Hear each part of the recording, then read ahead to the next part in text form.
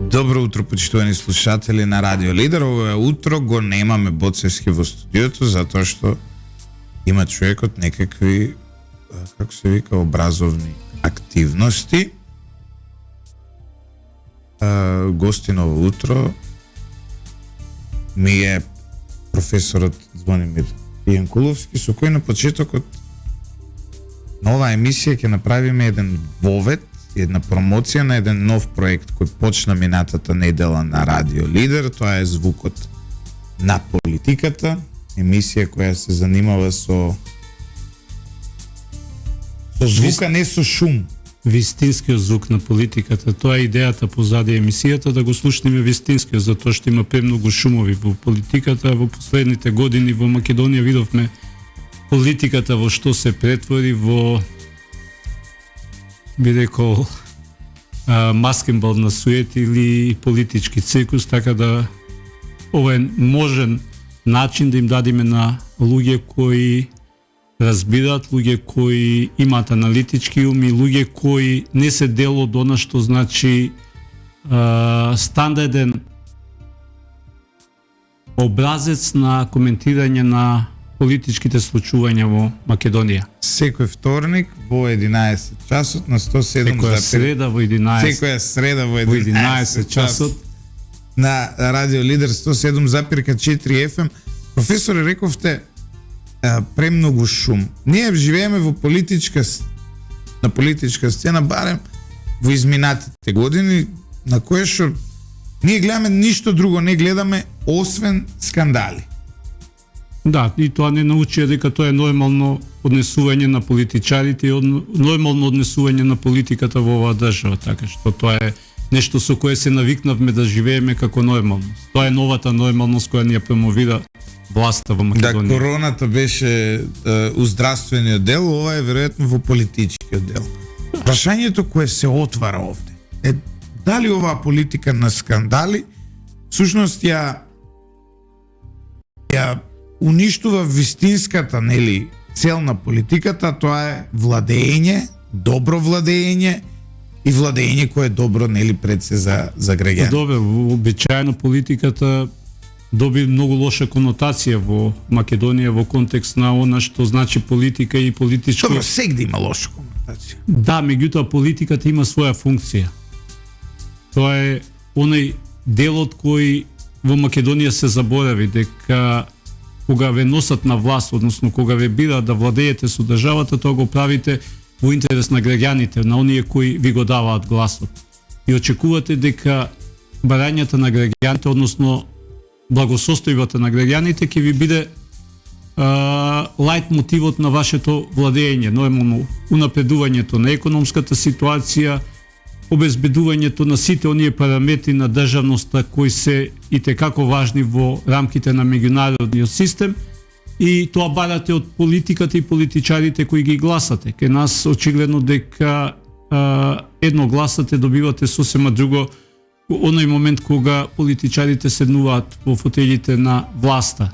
Тоа најдобро се виде можеби во последните 7 години, кога се случува историски, како што ги викаат, историски процеси на менување на име на државата, градење на некакви си добрососедски односи со нашите соседи, каде одеднаш оние историски аспирации кон Македонија исчезна, меѓутоа се појавија во сосема нов, поинаков и многу поагресивен облик од порано, така што за тоа не ги гласам. Меѓутоа добивме нешто што не го сакав. Професоре, еве, зборуваме за за шумот во македонската политика, зборуваме за секојдневните проблеми кои ги живееме. Ова е, можеби ќе звучи како муабет од пред кооперација, но понекогаш и муабетите од пред кооперација имаат суштинско значење. Треба да бидат слушнати. Не. Има ли било каква стратегија оваа држава за било што? Ќе чуеме митови, не знам, американците планирале 50 години унапред, не е така. И обично не им се остваруваат, нели, секогаш плановите. Британците планирале вака, израелците планирале онака, европејците планирале онака. Не дека планираат, не дека секој детал е испланиран. но имаат некои суштински работи кои сакаат да се остварат во иднината. Во Македонија има ли каква стратегија за било што? Образование, школско, судство, надворешна политика, етничка политика, државна политика? Нема. Она што кажавте дека да, во основа секоја држава ги следи своите национални интереси, тоа е благосостојството, територијалниот интегритет и позицијата во меѓународниот систем. Тоа се бара државата. Зависи од моќта на државата и зависи од поставеноста, односно што сака да постигне. Меѓутоа основата се националните интереси. Еве на пример во комунизмот имало политика до таа и таа година да се намали бројот на неписмените за толку. 5 годишни, 10 години, за да го заборавиме комунизмот, затоа што во Македонија по осамостојувањето баравме начини како да го моделираме државниот систем да одговара на сите. Знаете, кога градите систем во интерес на сите, го добивате ова што го имаме денеска, да не знаеме каков систем имаме за сите, односно за секој посебно, да ни се явуваат Македонија една, втора или трета, зависно колку броиме Македонија денеска кај нас. Македонија не постави параметри на она што значи национален интерес. Бегајќи од националноста, од малцинствата, од прашањето на малцинствата во државата, што беше југословенски проблем исто, затоа го имавме националности. Ако гледате, ако видите, нашите политичари се уште манипулираат со зборот национално, забораваат дека се работи за етнички групи во државата, во основа го имаат вокабуларот југословенски и во една таква констелација на односи во основа не можевме да поставиме што е национален интерес и на кого. Затоа што нормално во држава поделена по етничка линија во која не сака оние што беа помала група во заедницата да бидат нарекувани малцинства, тргнавме на поинаков начин, наследувајќи го југословенскиот и дозволивме да националниот интерес, сега гледате повеќе зборат за државен интерес, основа не го следите политиката, го следи државниот интерес. Тоа е она што државата го посакува, меѓутоа националниот интерес е нешто многу пошироко и нешто многу поважно што треба да го следи во својата внатрешна и во својата надворешна политика. Кога немате поставено, немаме поставено национален интерес, гледате колку е флексибилен кај нас. Промената на името, договорот за добрососедство во Бугарија, историските прашања кои станаа предмет на пазарење, преговарање и слично, заедничка историја. Сето тоа, значи, таква флуидност постои во националниот интерес или државниот интерес, како што сака да го вела, за да не ги навредат останатите во државата, едноставно стана флуидна категорија која може да се менува од денес за утре. Сериозните држави точно, можеби имаат одредени поместувања во следењето на националниот интерес. Меѓутоа, бидете сигурни, они планираат не за една, не за две, за многу повеќе години понапред и ја гледаат по големата слика. Ние заборавивме да ја видиме по големата, ние живееме од ден за ден. Нашиот национален интерес е менлив од ден за ден. Зависи што ќе и текне на власт и зависи што ќе и биде препорачано на власта да сега ќе ви направи. го поставам клучното прашање, тоа е дали некогаш било различно овде? Од 90-та година не. Не ви кажав, наследивме еден систем кој наместо да јас сум од оние кои сметаше дека треба да биде резко прекинување со поранешниот систем. Решенијата, начинот на функционирање, па ако сакате и луѓето, политичарите ги наследивме од поранешна Југославија. Она што беше вирусот во поранешна Југославија што доведе до незин распад, во основа ние го наследивме, го вметнавме во системот. Ние изградивме оперативен систем кој се базира на вирус. Вирус кој стои во системот. Она што 90-тите години стварно верувавме во промени, ентузијасти, дека државата ќе тргне од мртва точка, дека градиме нова држава, во основа ние градевме нова држава на темелите на стара, меѓутоа темелите кои беа многу појаки. Ги поставивме основните вредности во уставот кои требаше да ги следиме, меѓутоа како да следите нешто во кое луѓето и политичарите не веруваат. Тоа беше главната карактеристика на 90-тите, а дејанска веќе стварно нема во што да верувате. и да дозволите да ви променат име на државата, да дозволите ова што се случува, да дозволите историјата да биде предмет без оглед што имам мислење за историјата, за седнувањето на маса, преговарачка маса околу историските прашања, без оглед што сум противник на тоа, црните петна во историјата, без оглед на се, едноставно ние сме податни за било какви решенија кои ќе ни бидат наметнати од страна, што значи немаме изворна, оригинална политика во Македонија која во основа ќе биде во интерес на незините граѓани, односно на оној кој е носител на суверенитет од македонскиот народ. Храбра теза ова за политичарите наследени од комунизмот. Добро, па кој друг би можеле, еве, тоа е прашањето. Често си ја поставувам оваа дилема, но кој друг ако не тие од комунизмот, затоа што тие па се единствените тренирани да водат политика кои сме ги имале. Апсолутно беа тренирани да водат. И видовме каква политика воде и видовме кај сме денеска. Обидот за декомунизација на македонското општество не помина, како што гледате и како што знаете. Обидовме со отворањето на полициските досиеа да се видат структурата на луѓе кои работеле, како се вика, во служба на државата, кодошеки своји пријатели, кодошеки, ако сакате, и своите семејства. Очигледно процесот беше поклопен, едноставно отиде во акта, се обидовме со лустрацијата да го декомунизираме општеството, не поминува. И бевме нападнати таму каде што очекувавме дека имаме најголема подршка во оние кои треба да бидат носители на промените, оние кои треба да бидат контролори на забеганоста, можната забеганост на политичкиот систем, односно на политичарите. Така што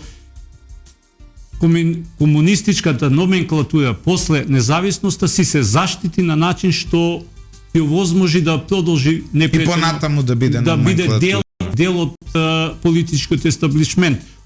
Чехословачка во 90-тите години направи царски рез. Помина 30 години Јанкуловски од тогаш. Сега, ако последниот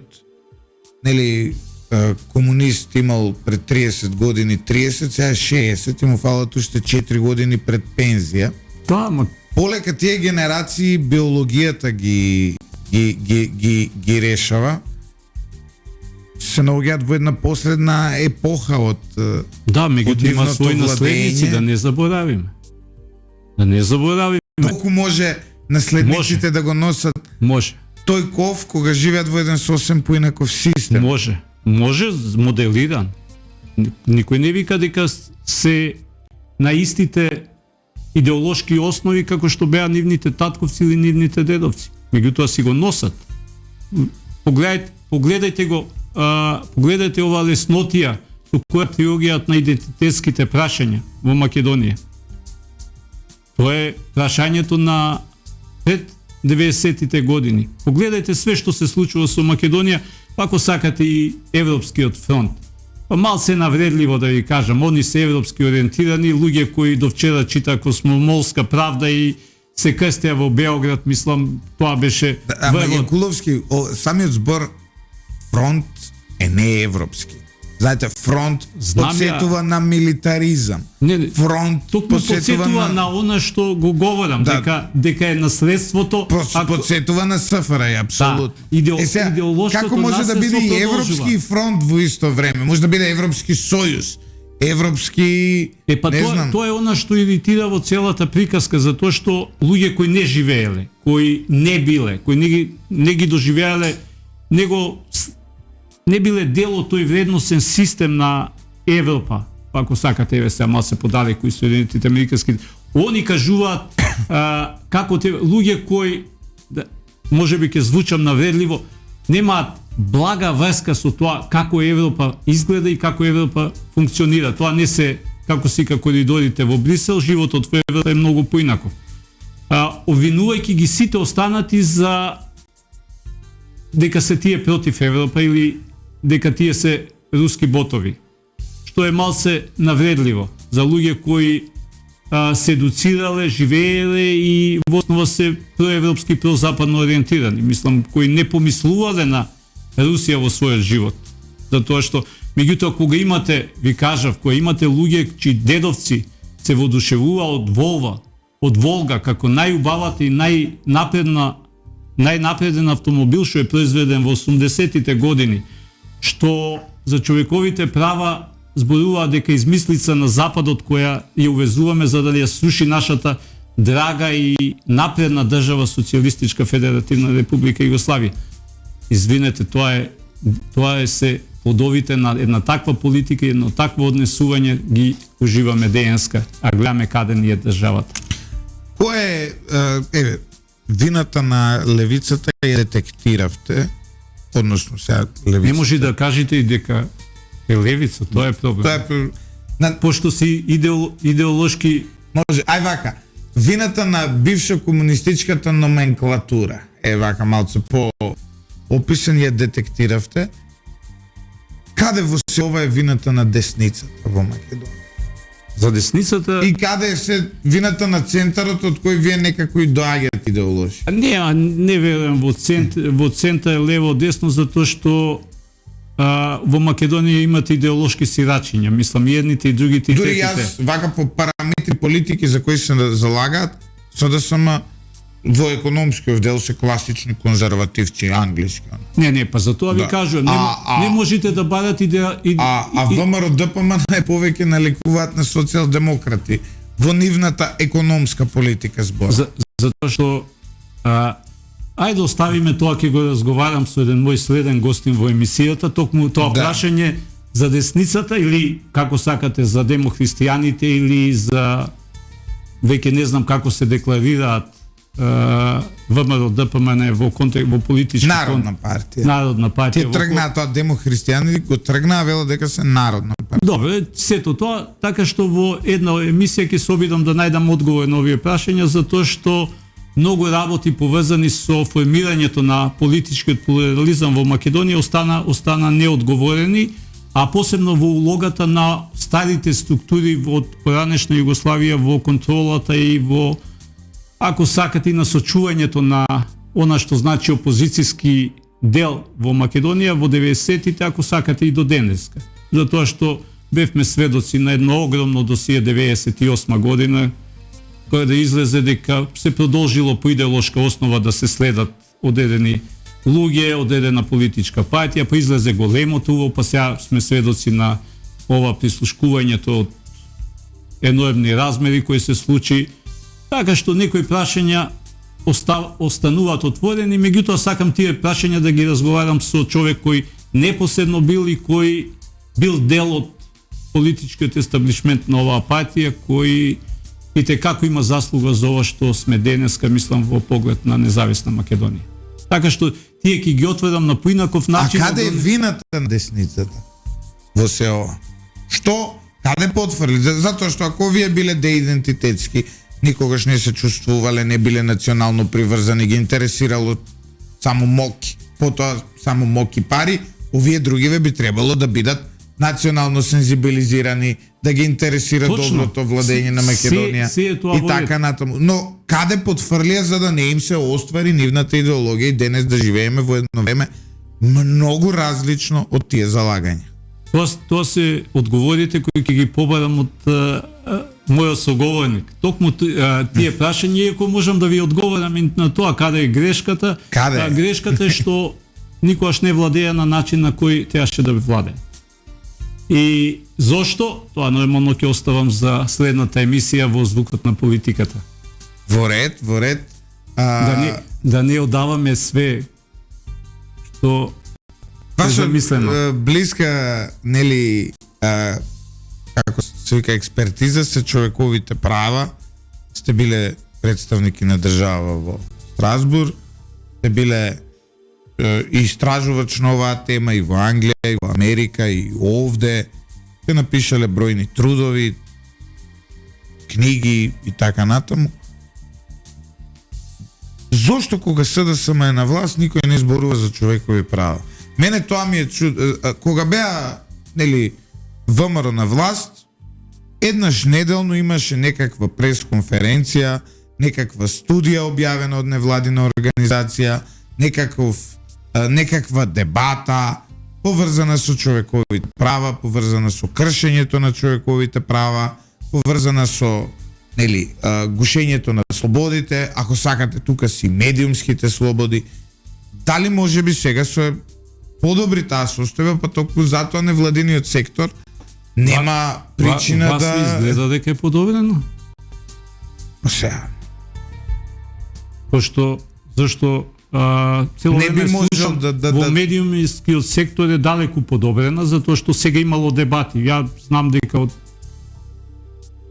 сум учествувал на дебати во сите. Не.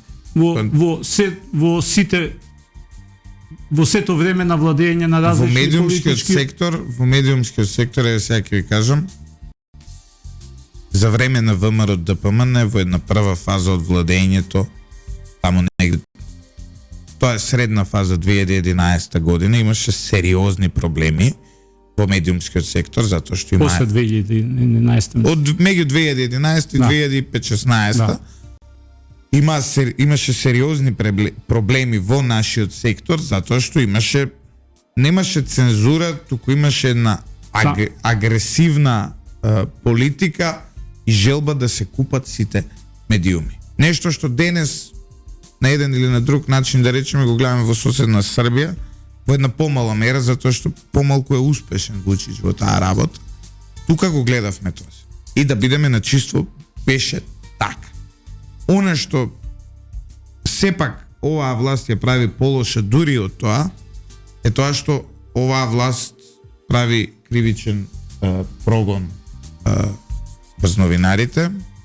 Оваа власт прави сериозни отстапувања во она што се нарекува медиумска регулатива, која постојано повторно сакаат да ги воведат државните реклами, со кои што, да речеме, Груевски ги корумпираше медиумите, повторно сакаат да направат некакви такви политики, и на сето тоа новинарите, ние сме дел од нас, од огромен кривичен прогон инициран од оваа власт. Тоа го немаше претходно, освен во случајот Кежаровски, каде што сите излегува на улица, а секоја нас не тегнат, никој го нема нигде. Тоа вела дека молко за човековите права предворие или флет со авторитаризмот во државата, и тоа е она што застрашува, затоа што без оглед дали се согласуваме или не се согласуваме околу одредени прашања, очигледно дека човековите права беа искористени како средство, повеќе средство за остварување на одредени политички цели или за директен напад на одредени политики, и тоа е она што разочарува во државата. Меѓутоа, таква е, да бидеме реална, и пошироката состојба. Одеднаш времето од промената на власта до денеска, одредени прашања, гледате како човековите права стана тивки, оние што беа задолжени да ги бранат, односно оној граѓанскиот сектор кој требаше да биде носител на она што значи контрола на моќта на државата, да не само да го загрози физичкиот интегритет на поединецот, туку и да навлези во неговата приватност, па ако сакате и да ја загрози основата на функционирањето на демократското општество, слободата на говор и слободата на изразување, тоа денеска ни се случува, немаме реакција. Знаете, премногу се зборува за прашања кои точно се може би модерни во дадениот момент, вела дека говорот на омраза го поклопи, го зема просторот на слободниот говор, односно човековите права во 21. век. Тоа е точно, прашањето за родовата еднаквост, за недискриминацијата, меѓутоа остануваат оние суштински човекови права кои се во корпусот на првата група на права, кои значат физичко загрозување на поединецот и загрозување на неговата слобода да слободно се изрази во општеството. Денеска тоа го имаме, за слобода на изразување се одговара, за статуси кои се напишани на социјалните мрежи, луѓе се викани во полиција и се давани на судови. Имаме еден неверојатен случај, мислам, ке видите колку е диригиран нападот во контекст на одбраната на човековите права во еден ваш колега, во случајот на еден ваш колега кој одговара за нешто што го разговара на радио, меѓутоа што предпоставено се случило години Не на наназад. радио, на YouTube. Не, Радио е сериозна работа, сега ќе кажем зошто, затоа што ние имаме регулатор. Тоа е АВМУ, Агенцијата за медиуми. И секој збор кажан овде, вулгарност, така натаму, ние може да одговараме, да плаќаме казни и така натаму. Сега, и тоа е во ред. Кога зборуваме за вулгарност. Тоа се вика политичка коректност. Не е политичка коректност. сега. Во комуникацијата со слушателите. Затоа што ние сепак сме носители на јавно добро, фреквенцијата е јавно добро. Државата ни овозможува да зрачиме преку фреквенција. Да, меѓутоа тука можем да спорам со прашањето на слободата на говор и слободата на изразување. Ама сега не може полови органи да кажуваме... Имате ваши колеги кои тоа ви е кога ќе ви инфицираат со слободата во Соединетите Американски држави, мојот концепт на разбирање на овие прашања на слобода на говор, слобода на мисла, слобода на изразување се далеку различни од она што Европа што е стандард во на европскиот континент, а ние што го преземаме здраво за готово. Јас сум да за слобода да може да го кажеш она што го мислиш и она што сакаш да го кажеш. Го имате, ако не се лажам, американскиот водител Стен ли беше? Добро. И неговиот начин на комуникација преку медиумскиот простор, каде што точно го изразува она што го чувствува и она што го мисли, и тоа поминува. Например, кај нас прашањето за говорот на омраза, замислете да им му кажете на некого дека дури во 70-тите години, далеку во време кое ние се уште, како сме се вика, сме живееле во заблудата на идеалите на еден систем, на убавините на тој систем што не ги нудел, во Соединетите Американски држави се марширало во дел, во еврејски дел, каде што биле преживеаните од Холокаустот на Куклус Клан, кој сосема спротивни, сосема... Да, но денес Куклус Клан е забранет. Па не знам баш дали е забранет. Забранет. Не ке да е баш забранет, меѓутоа, замислете, во одбрана на нивното право да маршираат во тој дел на Америка, застанува адвокат кој е евреин. И она што е реченица која, знаете, ви останува во главата е дека ако го забрана тоа, тоа значи на власти давате можност да забрани секој друг протест. Ако може до микрофонот само.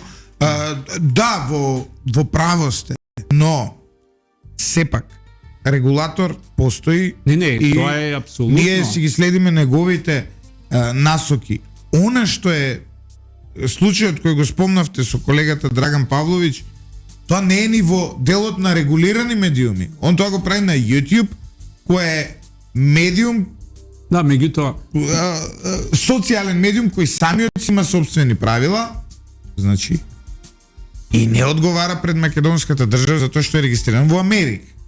Ме разбирате? Ве разбирам. Меѓутоа, сега... начинот на агресија која беше покажана кон ова прашање и покажува дека очигледно имат инструментализација на човековите права. Се добро, дали нас како луѓе не разочарал Драган Павлович со тоа што го кажал, тоа е друго прашање. Тоа нема, ама блага врска нема со она што го говорам.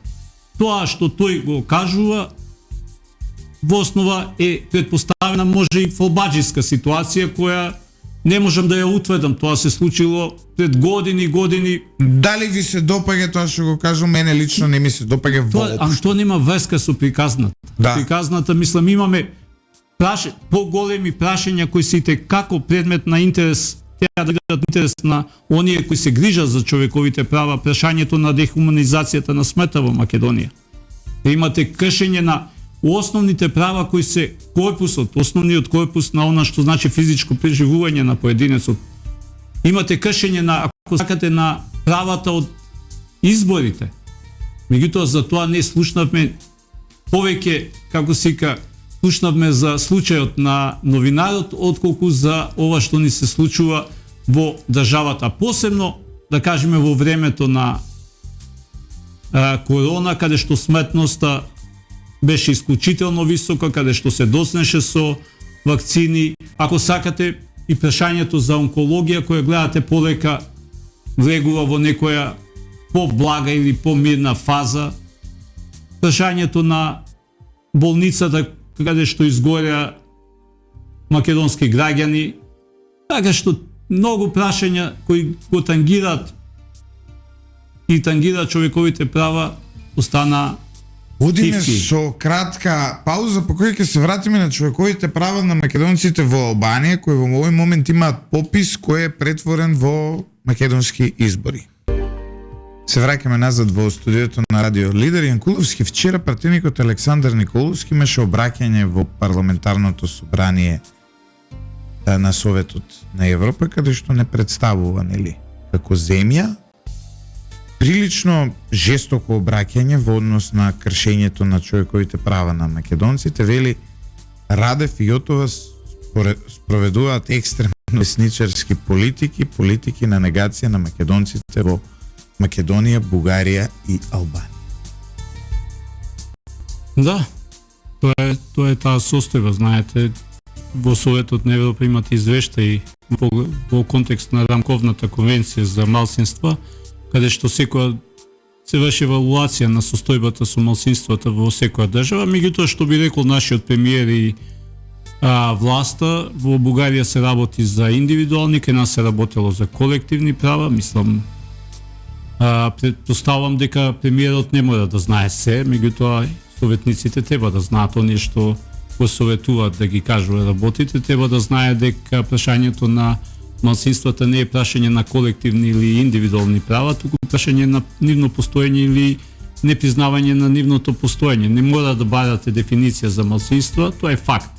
Значи, без оглед на она што премиерот го говори, дали има или нема, факт е постоењето на малцинството, затоа што одредена група таму се изразува, односно покажува дека има различен идентитет, етнички, културен, религиски, како сакате, поширок идентитет од мнозинскиот народ, и тоа ги конституира како малцинство, без оглед на немањето на дефиниција во меѓународното право. Тоа е факт, кој велат повеќето автори, не мора да се докажува. Рамковната конвенција која е донесена токму за да се избегни замката на малцинствата, на прашањето за малцинствата што било пред Втората светска војна, и да се покажи демократскиот капацитет на новите држави кои произлегува од источниот блок, да може да бидат дел од меѓународниот систем на држави, каде што меѓународните организации, каде што човековите права, демократијата и владењето на правото се столбовите, како што е Советот на Европа, така што ниту Бугарија не е исклучена од овој мониторинг во поглед на малцинствата. Она што бугарската политика го прави, тоа е нивен однос кон малцинствата, посебно кон македонското, меѓутоа она што е разочарувачки е дека тоа се протега надвор од нашата држава, досега до Албанија, и не е нешто ново, нешто што не го знаеме. Да, сега гледаме во Албанија се спроведува попис кој навистина наликува на македонски избори. Се шегувам затоа што толку агресивно се настапува таму. Бугарија со своји агенти, со пари, со влијание сака да ги натера тие луѓе таму кои се чувствуваат како македонци. Да, меѓутоа кога државата ќе се откажи од своето малцинство во соседните држави, Бугарија си ја зема улогата на, како се вика, заштитник на така наречено свое малцинство, кое го чувствува дека може да пенетрира таму каде што македонската држава се повлекла. Знаете, ние немаме друга држава. Обичаено сите малцинства се дел од одредени држави како резултат на поделбата на народите со границите, најчесто после војните, и тоа е состојбата и во Европа, ако сакате, и пошироко. Ние едноставно се откажавме од нашето малцинство, ние во Бугарија се откажавме, во Грција, во Албанија се уште покажуваме некој интерес за нашето малцинство, меѓутоа интерес кој очигледно е преклопен од Бугарија. И ова не е ново, не знам зашто одеднаш стана изненадување за државата дека Бугарија работи на она што значи потврдување пред меѓународната заедница дека бугарско малцинство постои во Албанија. Тоа и во мое време во Советот на Европа, кога реагирав за она што бугарите го прават во Албанија. Тоа беше 2002 година, што значи еве и после 20 години очигледно ние сме преспали еден голем период на она што значи действување и работење со или помагање, ако сакате, давањето на поддршка на нашето малцинство во Албанија.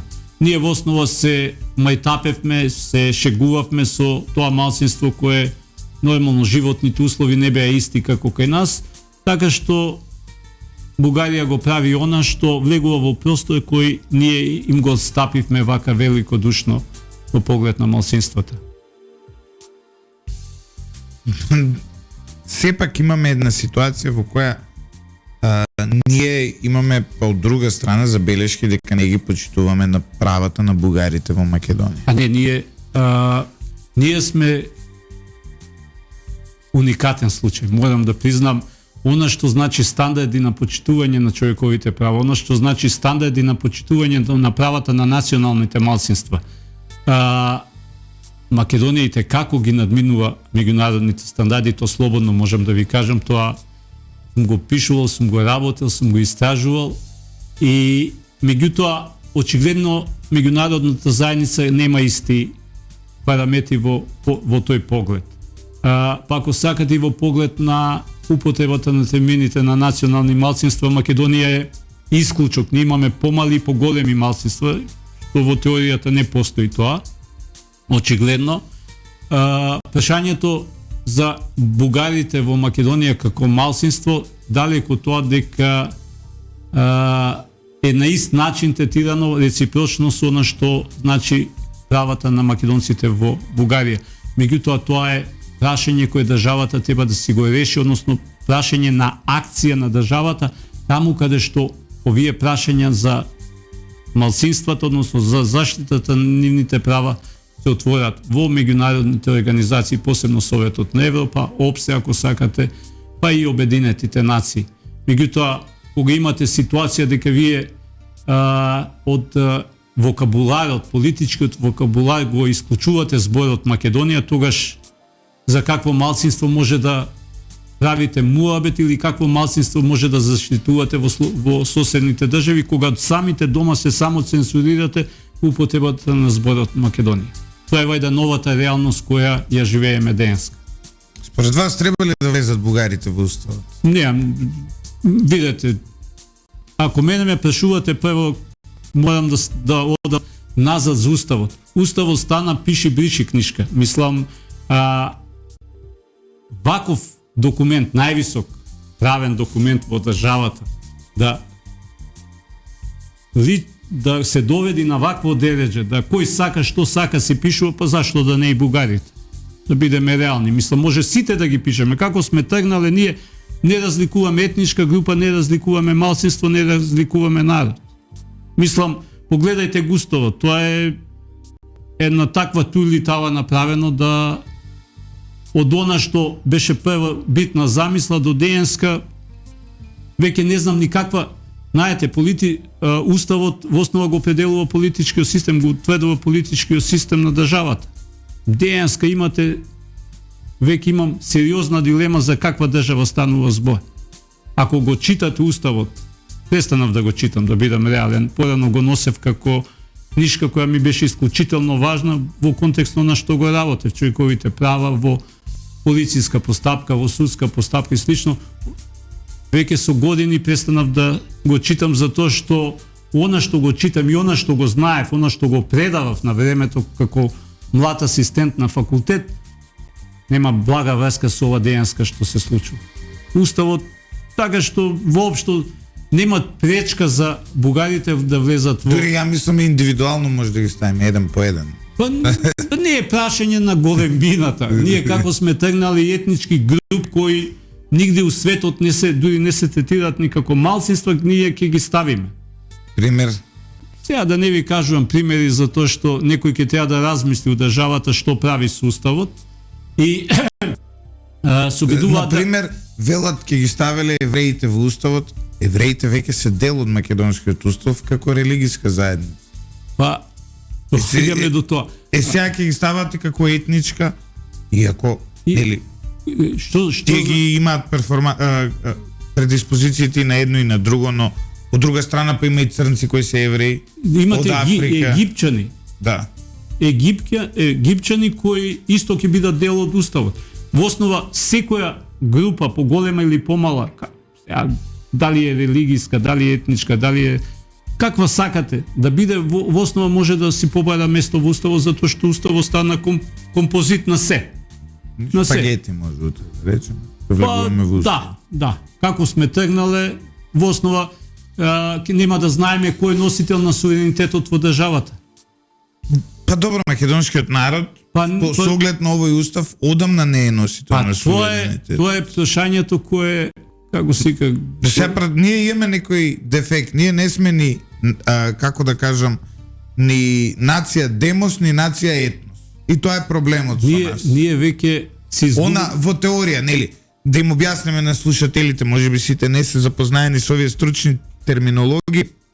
Нација демос е граѓанската нација, условно кажано, каде што Америка е нација демос, каде што сите кои живеат во неа се американци и се носители на суверенитетот. Нација етнос, пример е, еве Франција, да речеме за нација етнос, каде што французите, оние кои го говорат францускиот јазик, оние кои се родени како французи, се носители нели на суверенитетот. Ние не сме ниту едното, ниту другото.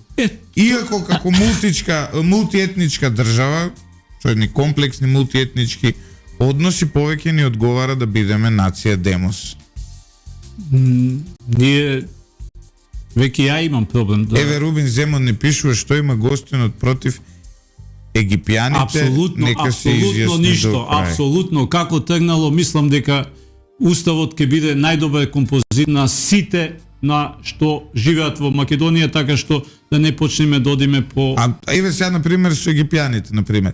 Нашиве египјани, овие кои се изјаснуваат како египјани, познаме, еве, господинот Земон ми е пријател, одличен човек, интелектуалец, има многу такви во државава, но што доколку утре му текне да речеме на Египет, рече, чекајте, овие не се египјани, ние сме египјани.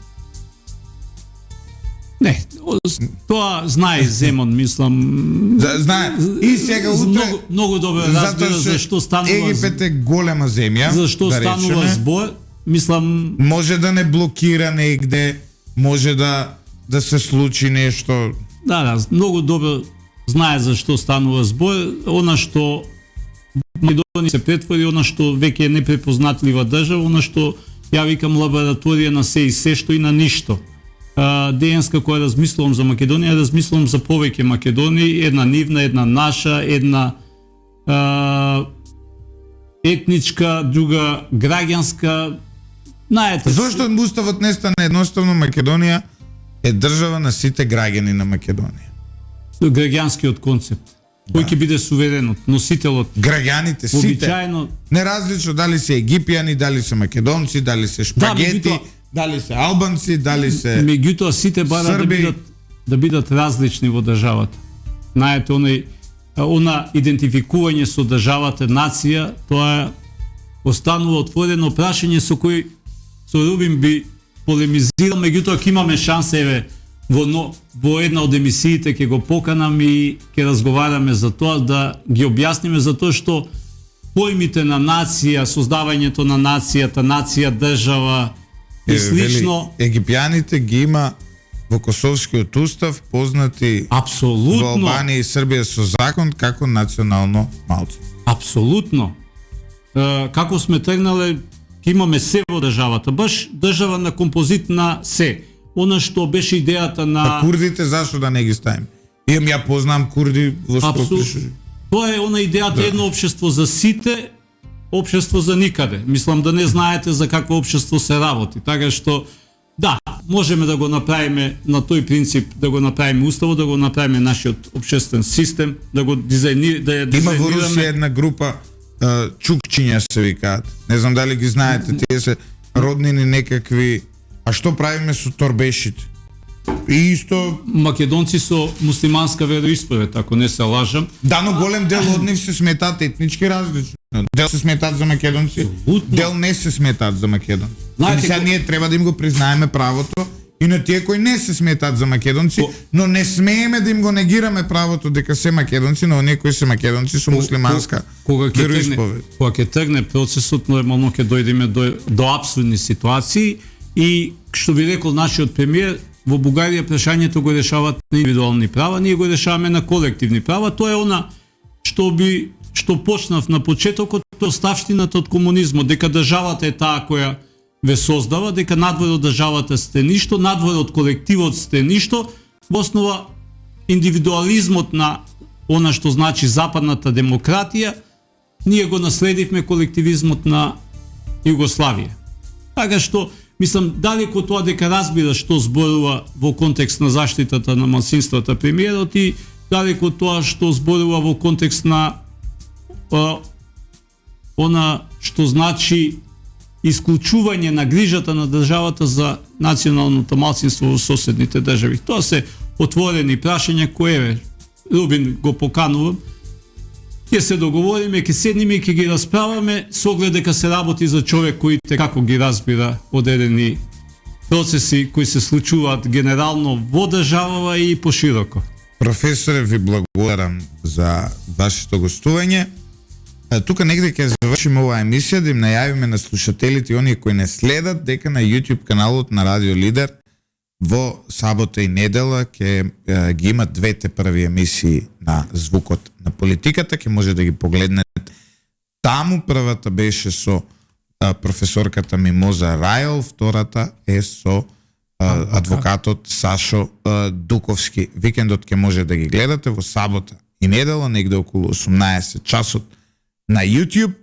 Во етер веќе ги слушнавте, сите оние кои ги пропуштија, ова е своевидна реприза. Во исто време да најавиме професори, интересни гости во наредниот период, со кој ќе се анализира. Ќе се обидам да ги викнам оние луѓе кои не се дел од она што значи неделно, секојдневно коментирање на процесите и состојбите во државата на медиумите во Македонија, луѓе кои имаат што да кажат, меѓутоа немаат медиумски простор каде тоа да го изразат. Жалам што Боцевски ово утро не беше со нас. Искрено и мене ми недостасува, морам да признам. Баш вчера заработи празнична дневница, сега ќе треба да ја кратиме. Денес тоа е тоа. Почитувани слушатели, останете со 107,4 FM, уживајте во денот, читајте lider.mk и пробајте да ја сакате Македонија. Тешко е, но може би ќе успеете.